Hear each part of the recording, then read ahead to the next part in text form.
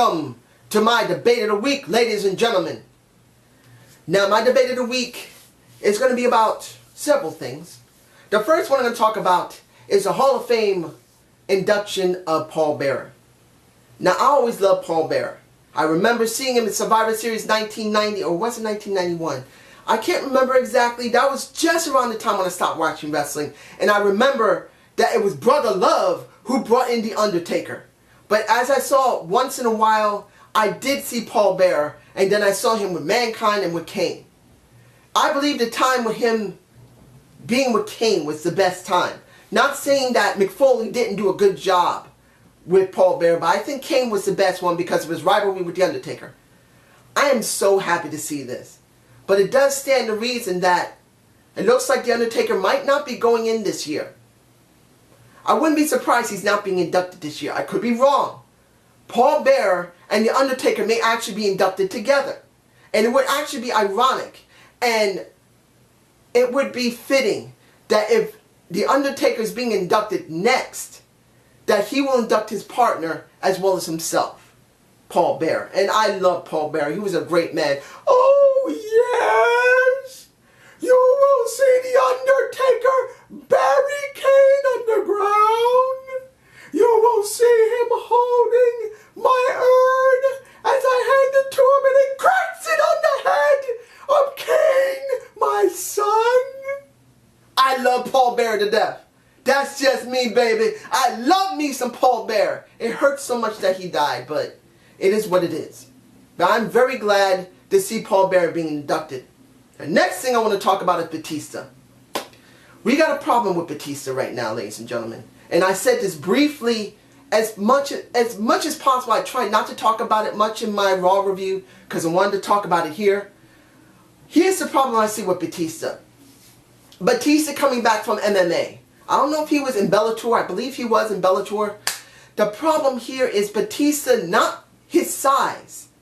It's his technique that's the problem.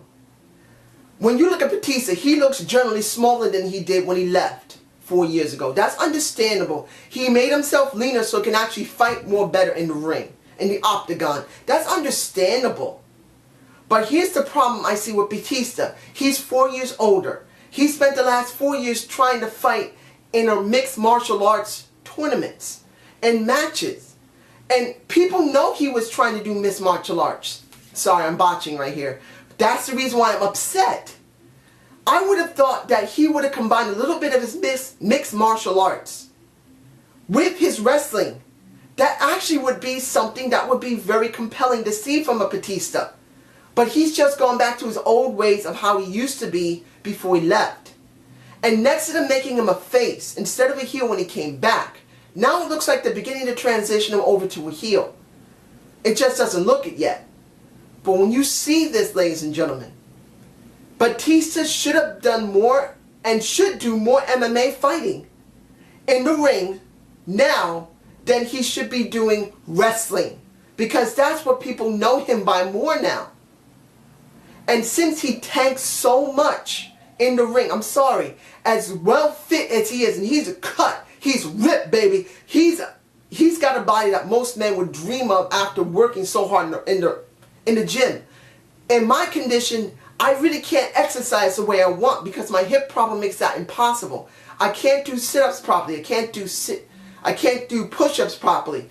I could probably do maybe some bench pressing, but then that would put heavy stress on my back, which is also messed up because of my fall and my disease and my injury.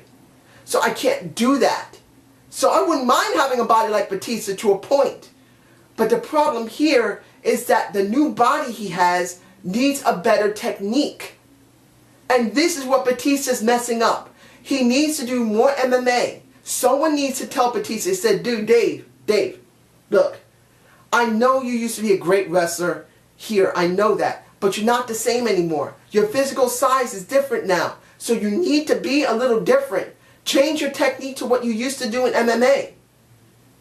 You can't do the way you used to. Not because you're older, it's just you're different. And that's what I hope people will tell Dave Batista. That's what I'm hoping. If no one else likes it, tell me below, do you believe that's the right thing to do? Because that's just me. I want to see a little bit MMA in the WWE. We don't have anyone to do that anymore. I'm sorry, we don't. So the last people I'm going to talk about is Bray Wyatt and John Cena. Now I said this somewhat well in Raw, but I want to elaborate on it.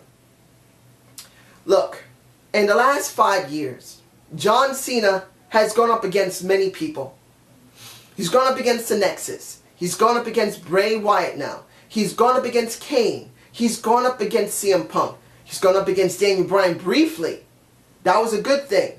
He went up against CM Punk more lengthy. The only reason things didn't become really bad for CM Punk is because he had developed his character so much, it didn't hurt him that badly. And because of him leaving and then coming back. Look at Ryback. Ryback is a prime example of why you do not leave John Cena with someone too long or change them for John Cena. Ryback could have been a monster babyface. And he could have been more over than, let's be honest. As much as you guys love Bryan, I'm sorry, I know you love Daniel Bryan, but let's be honest. The way Ryback was going, Ryback would have been a much more bigger monster than Daniel Bryan is. I'm sorry. The Yes Chant was doing great, but Feed Me More would have gotten over way more. And it would have been what a Vince and Kenny McMahon loved and adored. But they destroyed him for John Cena. Now, I'm not blaming John Cena 100% about this. I'm not. We can't totally blame John Cena. In the end of the day, it is still Vince who signs off on it. It's Stephanie who signs off on it. And definitely Triple H, to a certain extent, says, look, let's just do it, okay. But in the end, what's going to happen with Bray Wyatt? If they make it brief, like a John Cena with Daniel Bryan, Bray will not get too badly hurt. In fact, this will be a great rub for him. But if this gets drawn out long and lengthy, and Luke and Eric go with him while he's dealing with this directly, they are going to get dragged down eventually. The Shield was dealing with John Cena sporadically, on and off. So that's the reason why they didn't lose too much steam. But they did lose steam because they had nothing for them to do. The Wyatts are very compelling. Bray Wyatt is very great. But if he stays with John too long, he's going to be done.